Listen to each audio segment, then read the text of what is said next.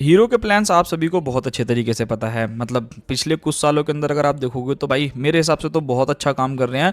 थोड़ी बहुत दिक्कतें आ रही हैं, थोड़ा और अच्छे तरीके से रिजॉल्व कर देंगे तो मज़ा ही आ जाएगा।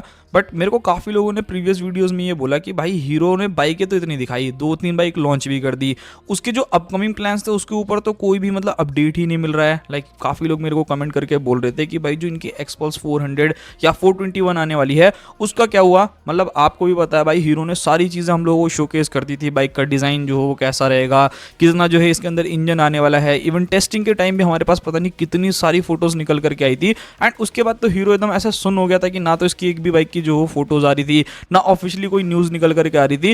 भाई फाइनली जो है यहाँ पर आप लोगों के लिए कुछ गुड न्यूज़ निकल करके आई है, जहाँ पर खारदुंगला पास के पास में जो है इस गाड़ी के स्पाई शॉट्स निकल करके आई हैं। एंड मुझे लगता है कि अभी तक की सबसे क्लियरेस्ट इमेजेस रहने वाली हैं।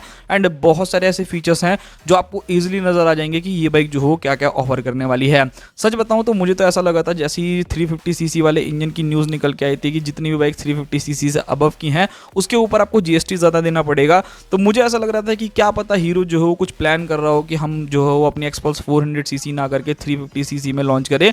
बट अभी फिलहाल इमेजेस को देख करके एंड बाकी सारी चीज़ों को देख करके ऐसा लगता नहीं है कि हीरो जो है वो अपना इंजन जो हो छोटा करने वाला है। भले ही थोड़ा आपको ज़्यादा पैसा देना पड़े बट हीरो जो हो वो अपना 400 सीसी के ऊपर ही काम करने वाला है। चलिए सारी की सारी चीज़ों के बारे में बात करते हैं। सबसे पहले जो इसकी क्लियरेस्ट इमेज है उनके बारे में ही बात करते हैं कि यहाँ पर देखने में ही क्या क्या चीज़ें समझ में आ रही है एंड क्या एक्सपेक्टेशंस है कि ये बाइक आपको क्या क्या चीज़ें ऑफर करेगी। देखो इस बाइक की जो सबसे पहली इमेज के बारे में बात करते हैं, यानी कि फ्रंट लुक्स के बारे में हम लोग बात करते हैं कि इसका फ्रंट लुक जो हो वो कैसा रहेगा। रियल लाइफ में अगर मैं बताऊँ ना भाई, सच बता रहा हूँ, बहुत ही ज़्यादा सुंदर लग रही है। मतलब फ्रंट का जो है थोड़ा इमेजेस है उतना ज़्यादा आपको अच्छी क्वालिटी का नहीं मिल रहा है, बट मुझे लगता है कि देखने में बहुत बढ़िया है। एंड सबसे अच्छी चीज़ ये है कि जो हीरो है ना भाई, वो इनके जो रैली ड्राइवर्स हैं या फिर जो रैली राइडर्स हैं ना, उनसे जो है इन बाइक्स की टेस्टिंग करा रहे हैं। सो आप समझ सकते हो कि एकदम नेक्स्ट लेवल चीज़ आप लोगों के लिए आएगी।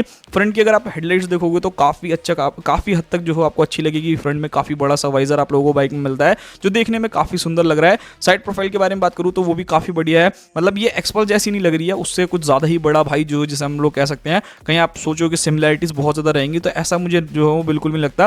बिकॉज एक्सपल्स के अंदर देखोगे तो राउंड हेडलाइट्स हैं, इसके अंदर अगर आप देखोगे तो भाई आपको कुछ अलग टाइप की एलईडी हेडलाइट्स देखने को मिल रही है। सो यहाँ पर डिफरेंसेस जो है वो आएंगे।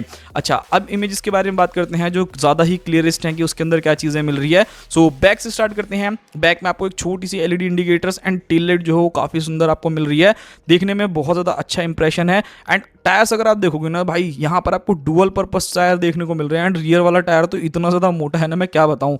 मतलब देखने में समथिंग अराउंड जो मेरी एक्सपेक्टेशन है 130-140 के आसपास का जो है ये टायर लग रहा है। तो वो एक चीज़ है। सीट्स यहाँ पर सिंगल मिलती है एंड बहुत ज़्यादा कंफर्टेबल सीट रहने वाली है। आई डोंट थिंक सो कि आपको शिकायत होने वाली है। मतलब जो एक्सपल्स आती है ना उसके जो रियर सीट है उसमें थोड़ी लोगों को दिक्कत है, बट यहाँ पर मुझे लगता है कि उसको रिजॉल्व कर दिया है। मतलब अच्छी खासी बड़ी बड़ी सीट आपको मिल रही है। अब थोड़ा सा नज़र डालते हैं इसके मीटर की तरफ।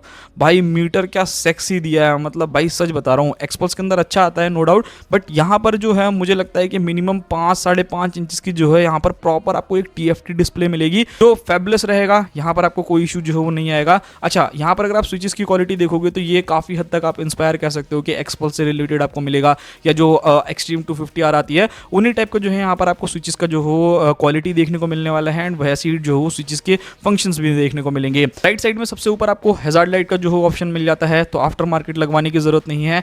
प्रॉपर इंटीग्रेटेड जो है यहाँ पर किल स्विच है। मतलब किल स्विच ही आप ऑफ भी कर सकते हो, स्टार्ट भी कर सकते हो। एंड जैसा मैंने आपको प्रीवियस वीडियोस में बोला था कि क्रूज कंट्रोल का भी क्लियर नहीं है, बट अब यहाँ पर डेफिनेटली क्लियर है। यहाँ पर अगर आप देखोगे तो इंटीग्रेटेड किल स्विच के जस्ट नीचे ही जो है आप लोगों को क्रूज कंट्रोल का फीचर देखने को मिल रहा है। एंड ऐसी बाइक के अंदर तो क्रूज कंट्रोल होना भाई मस्ट है। मतलब ये कहीं ना कहीं आप डायरेक्टली कंपटीशन दे सकती है जो आपकी KTM की ADV आती है, तो ये एक चीज़ है। बाकी राइड बाय वायर जैसी चीज़ें जो है यहाँ पर आपको बाइक के अंदर देखने को मिलेगा। अच्छा, सिंगल हैंडल बार देखोगे एंड हैंडल बार भी जो हो अच्छा खासा अपराइट है, सो वो एक चीज़ है। एंड लेफ्ट साइड में देखोगे तो भाई यहाँ पर आपको जो हो हैंड गार्ड, स्लीपर क्लच, उसी के साथ मोड बटन का एक रेड बटन देखने को मिलेगा। एंड अगर आपको यहाँ पर नोटिस करोगे ना तो एक जॉयस्टिक भी दी गई है जिससे आप पूरे का पूरे TFT डिस्प्ले को जो हो वो एडजस्ट कर सकते हो। कोई ऑप्शन सेलेक्ट करना है या कुछ भी चीज़ें करनी है वो सारी चीज़ें जो हो टॉगल कर सकते हो। वहाँ पर मेरे हिसाब से कोई दिक्कत या फिर कोई भी परेशानी जो हो नहीं आनी चाहिए।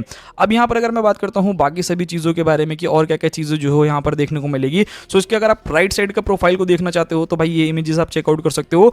एग्जॉस्ट बहुत ज़्यादा अपर साइड है, मतलब जैसे एक्सपल्स के अंदर आता है, बट यहाँ पर चेंजेस आपको ऑफकोर्स मिलेंगे।